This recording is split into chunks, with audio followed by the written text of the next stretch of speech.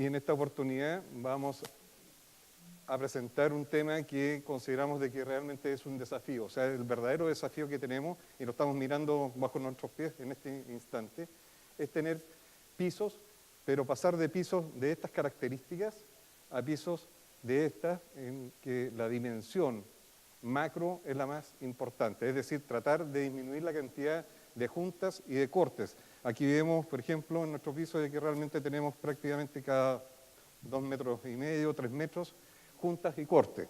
Si pensamos, por ejemplo, en un piso o un paño, un piso industrial de 50 metros por 50 metros, o sea, 2.500 metros cuadrados, ¿cuántos metros lineales de corte tenemos que realizar, sellar, mantener, reparar, etcétera?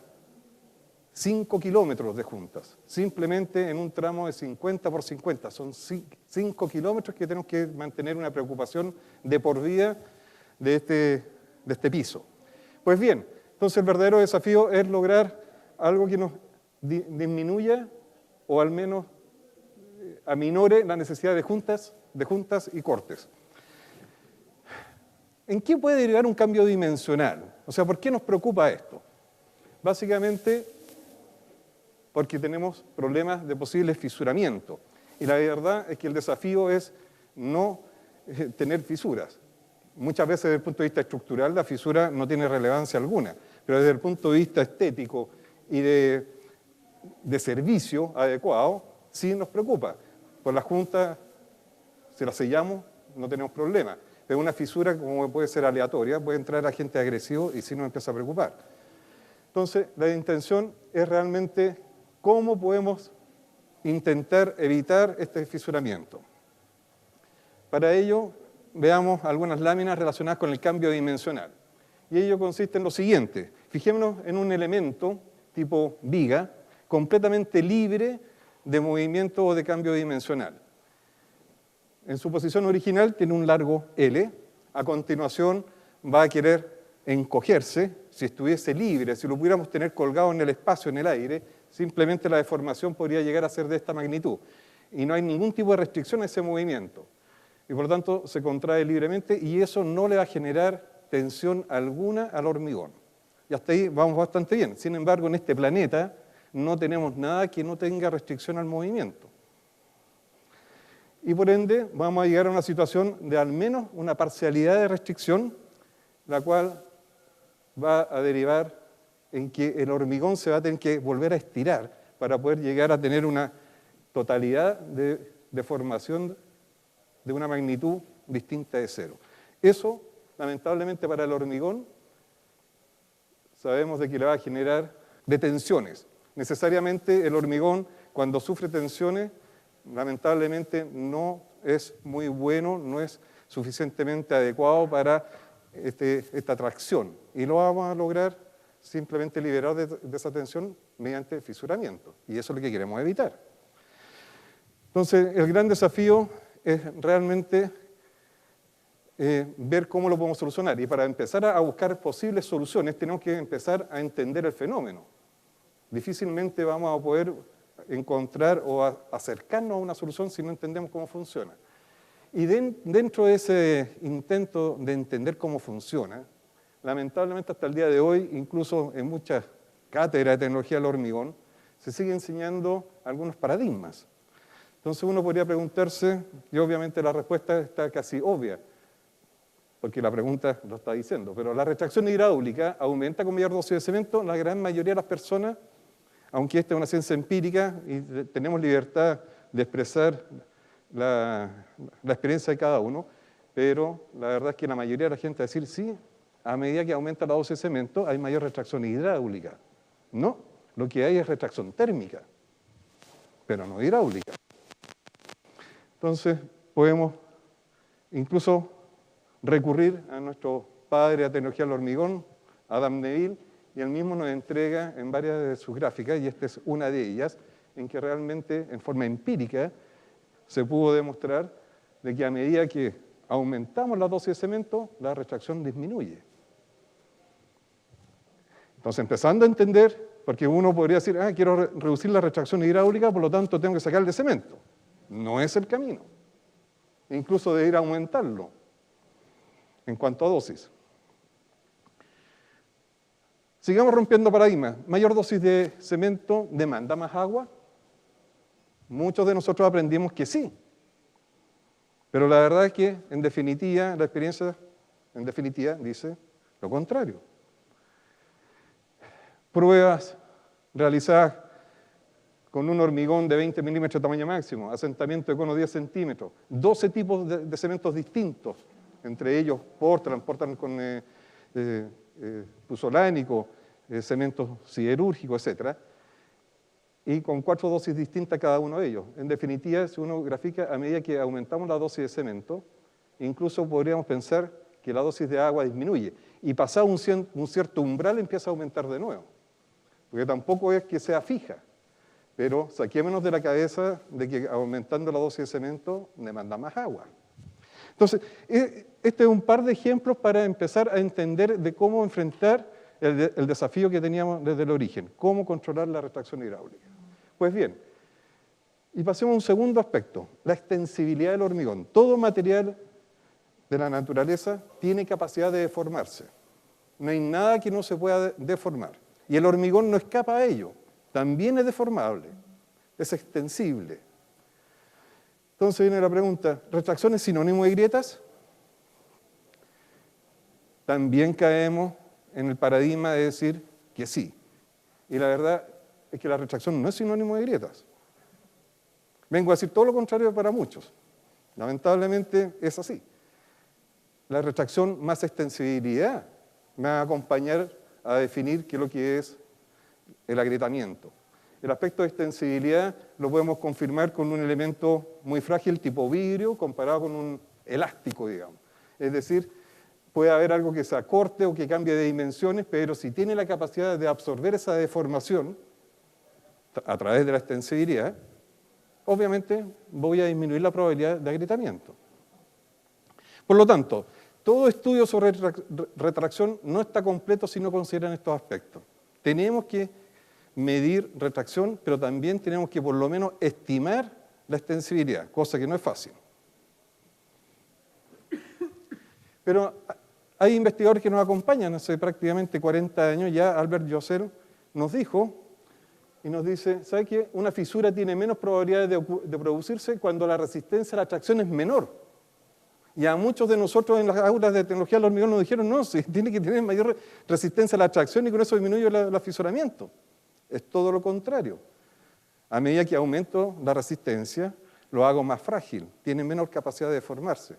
Y aquí Joacel ya nos dijo hace prácticamente 40 años lo que corresponde. Asimismo, agregó él, ¿saben que los conglomerantes o cementos de endurecimiento lento son menos propensos a la fisuración por esta causa que los de rápido endurecimiento, aún teniendo la misma retracción hidráulica y resistencia a la tracción a largo plazo? Y concluye afirmando, en ciertos casos un conglomerante puede dar menos fisuración por retracción hidráulica que otro, a pesar de presentar una retracción hidráulica mayor, si su resistencia a la tracción es menor. En definitiva, está nuevamente diciéndonos, si queremos controlar el fisuramiento por retracción hidráulica, tenemos que tratar de buscar extensibilidad del hormigón. No es la solución única, pero es un paquete de soluciones. Si logro disminuir la retracción y también de aumentarle la extensibilidad, ahí tengo las dos perillas con las cuales puedo gobernar o al menos administrar el fenómeno de aparición de fisuras por retracción hidráulica. Tanto es así que ya Jiménez Montoya también, junto con los coautores García y Morán y Arroyo, publicó el año 2009 sobre elongabilidad. Eso es una literatura también bastante interesante, la trata brevemente, pero coincide con Albert Josel en cuanto al concepto de extensibilidad o elongabilidad, o como le quieran llamar, pero es la capacidad de deformarse sin agrietarse. Teniendo estos aspectos claros, uno se tienta siempre a confirmarlo empíricamente. Recordemos que el hormigón es una ciencia empírica, no es una ciencia exacta.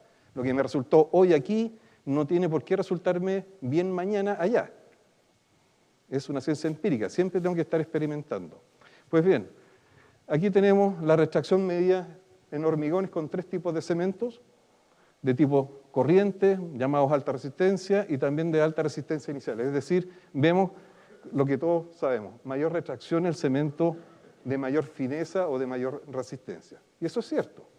Pero cuando uno lo intercala o lo complementa con ensayos de extensibilidad, repito que no es fácil hacer esta estimación, ni siquiera a nivel de laboratorio, pero hay intentos y este fue un intento exitoso, en que cuando grafico la edad versus la extensibilidad, ¡oh, sorpresa! Justamente aquel hormigón hecho con el cemento que le generaba mayor retracción es con el cual se logró la mayor extensibilidad. Entonces, se encoge más, sí, pero tiene mayor capacidad de que con ese encogimiento no agrietarse.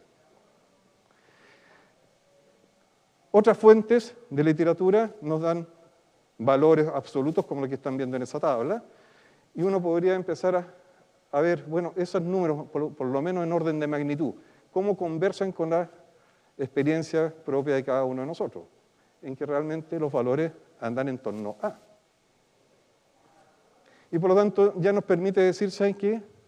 Lo que se dice teóricamente está funcionando también empíricamente. Y ahí viene la riqueza, porque muchas veces alguien dice, no, que tú eres muy teórico o tú eres demasiado empírico. Se necesita de las dos fuentes de información para poder llegar a buscar soluciones. No basta una sola. Entonces, tenemos dos desafíos. Ya lo habíamos mencionado, el cambio dimensional y por otro lado la extensibilidad. ¿Qué hacemos? Solución, el stable creep. Es un hormigón que realmente nos permite administrar y controlar la retracción, pero también la extensibilidad. Y controlando esos dos aspectos del hormigón, se pueden hacer proyectos de pisos con dimensiones bastante extensas. Tanto como 1.600 metros cuadrados se podrían lograr fácilmente. Ahora bien, ¿cómo lo hacemos? La estabilidad es a través, no de inhibir completamente la retracción. Aquí tenemos la curva de expansión de un hormigón cuya retracción fue completamente anulada. Por otro lado, un hormigón convencional, la cual tiene como máximo toda su expresión de retracción. Pero uno puede buscar situaciones intermedias, como por ejemplo simplemente una reducción de la retracción. No se trata de ir al todo o nada. Puedo escoger algo intermedio también, como muchas cosas en la vida. ¿Cómo? Imaginemos que somos capaces de entrar al nivel microscópico del hormigón. Podemos lograr expandir la portlandita, o hidróxido de calcio, generando tracción en los cristales del silicato de calcio hidratado, que posteriormente, una vez que se aplica la compresión en el interior de la masa, disminuye los efectos de la retracción hidráulica. Vamos a ver esquemáticamente cómo funciona. Aquí estaría el cristal mencionado de CSH y está inmerso en una masa de portlandita. Es la masa de portlandita la que vamos a expandir. Y tiene que expandirse en el momento justo en que los cristales de CSH ya están suficientemente rígidos como para aceptar esta expansión y estirarse de tal manera que quede traccionado, de forma tal que cuando yo lo necesite y venga en el proceso de encogimiento al interior, me disminuye las tensiones de tracción provocadas por la retracción hidráulica. Ese es el proceso. Bien. Entonces vemos que la masa estira el cristal, y una vez que ya está estirado y todo el hormigón ya en etapa un poquito más madura, estoy hablando ya sobre los 7 a 10 días de edad, empieza a hacer su función de comprimir hacia el interior. Y por lo tanto, las tensiones de compresión, cuando venga la retracción hidráulica, primero se tienen que anular, pasar por cero, y recién allí empezar a generarse tensiones de tracción. Se hace el diseño completo del hormigón, se realiza el análisis empírico a nivel de laboratorio. Estas son situaciones que hay que modelar y después verificar. Y finalmente podemos mostrar cómo sería la curva entre la expansión y la retracción de un hormigón sin este esta inyección o aplicación de este fenómeno que acabamos de ver, simplemente se contrae hasta los niveles normales, prácticamente a los 28 días, 600 microstrain, ¿cierto? O 0,6 milímetros por metro. Y lo comparamos con el hormigón, en el cual sí hemos intervenido para controlar su estabilidad dimensional. Y vemos una curva roja como la siguiente, en que primero hay una expansión prácticamente de 4 veces del hormigón convencional y una disminución de la retracción total. No es una anulación, es simplemente una reducción. Y efectivamente, tenemos aún algo de retracción. Bueno, ¿qué hacemos ahora? Simplemente enfrentémoslo con un aumento de la elongación o extensibilidad. Por ejemplo, con una estructura mediante fibras metálicas. Y eso es lo que se logra o se comprende en esta solución. Cuando tenemos un diagrama de carga versus deflexión de un hormigón plano, simplemente lo vamos solicitando y llega un momento en que colapsa en forma frágil. A medida que le ponemos, por ejemplo, fibra sintética, esa ruptura o colapso es un poquito más tenue y en definitiva con fibra metálica simplemente ya lo hemos controlado, lo tenemos bajo nuestro control. Pues bien, eso permite entonces aumentar la deformación sin fisuramiento. Entonces hemos podido reemplazar toda esta colocación de mallas en que tenemos siempre ítems medios complicados, como las pérdidas, sistemas de amarre, corte, transporte, herramientas, etcétera. Incluso aquí faltó algún aspecto como el siguiente, que es el índice de accidentabilidad cuando trabajo con mallas. Primero me disminuye la productividad, el trabajo in situ de los operadores y más aún una alta probabilidad de accidente. Simplemente con esta solución ya colocada al interior del hormigón con estas dos perillas que estábamos hablando, no requiero mallas electrosoldadas ni de ningún tipo.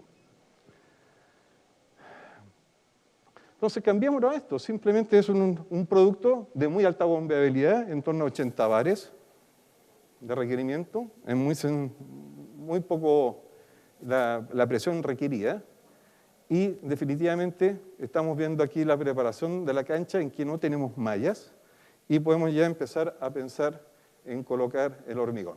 Entonces, en resumen, para no seguirlo lateando mucho más, son 3 vértices de esta solución. No es un hormigón solamente, no es un producto solamente, es una solución completa, la que intervienen 3 aspectos fundamentales. Uno es el diseño estructural. Todo requerimiento de pavimento industrial va a necesitar el diseñarlo adecuadamente, ya sea por la vía útil, las cargas que va a ser sometida, y así vamos a llegar al espesor, la resistencia mecánica, y obviamente cómo controlo la retracción y qué elongabilidad le adjudico al hormigón. Y con ese pack de soluciones estamos listos como para pasar al diseño del hormigón, materia ya bajo control, y finalmente la aplicación, porque aquí se requiere obviamente un nivel, digamos, normal de aplicación, pero con buena práctica. Algunas aplicaciones reales. Vemos el proceso de alisamiento o esparcimiento, bastante cómodo. Asimismo, como ya llegando a los muros, es un hormigón muy dócil para trabajarlo, sobre todo en la parte superficial. Incluso ya pasar el helicóptero o el alisado mecánico, vemos que no se necesita tener una esbeltez muy acomodada. El tipo ahí está medio entradito en carne. Y definitivamente me gusta esta fotografía porque vamos a ver prácticamente todas las etapas en una sola imagen. Una, de que se requiere hacer aislamiento con las singularidades geométricas, como en todo pavimento. Eso siempre es altamente recomendable. Pero vemos que estamos haciendo la descarga directa. Luego está al lado del hormigón, obviamente recién descargado. A pocos metros ya se está pasando el alisador superficial y algunos metros más allá aplicando el endurecedor superficial y ya pasando el helicóptero. Todo esto ya tiene prácticamente 1 año y medio de aplicación y con bastante éxito. Así hay varias otras aplicaciones, ya cerca de una decena de obras que se ha podido aplicar esta solución como paquete, solución como paquete. No te has acercado, ¿no? Es así. Bien, ya estamos muy bien. Entonces la solución viene por este lado, lo único que tengan cuidado porque no falta algún chascarro como ese. ¿Qué se le puede agregar al hormigón para que tuviera más dureza? En el tema de tiempo y desgaste. Bueno, al mismo hormigón, o sea, depende de la gravedad o, digamos, la magnitud e intensidad de esa solicitación. Podemos agregar desde simplemente ganar mayor resistencia mecánica, que está correlacionado inherentemente a una mayor resistencia superficial. Podemos hacer un buen curado, un buen proceso de curado. Y podemos llegar hasta un extremo de pasar por áreas de mayor dureza, como cuarzo, podemos pasar por aditivos, fibra e incluso hasta por aplicación de una protección de endurecedor superficial.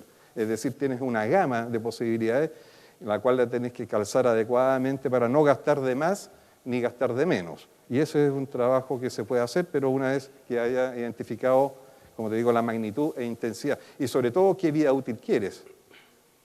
Porque puede ser algo que se desgaste muy fácilmente, pero si no me interesa que eso dure mucho tiempo, no gasto dinero. Al final aquí el elemento económico también juega un rol importante. Ok, muchas gracias. ¿Hay otra pregunta? Sí. Gracias, buenas tardes, de Vía Arquitectura. Desde que se vierte el hormigón hasta que tiene su resistencia máxima y está terminado, está listo, está seco, ¿cuánto tiempo pasa? La verdad es que el hormigón, si lo mantenemos en un ambiente de humedad por sobre el 70%, no descansa nunca en ganar resistencia. Ahora, obviamente se torna de que en torno a los 28 días se concibe como la edad tradicional y convencional de que a esa es la edad a la cual uno le asigna la resistencia a cumplir, ¿ya? Así que normalmente son 28 días, pero para que se pueda circular pueden ser algunas pares de horas nomás. ¿Sí? Sí.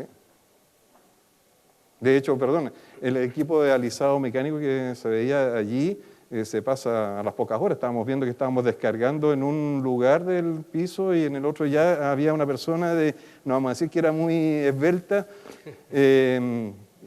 asumo yo unos 90 kilos pasando por allí. Así que no hay problema.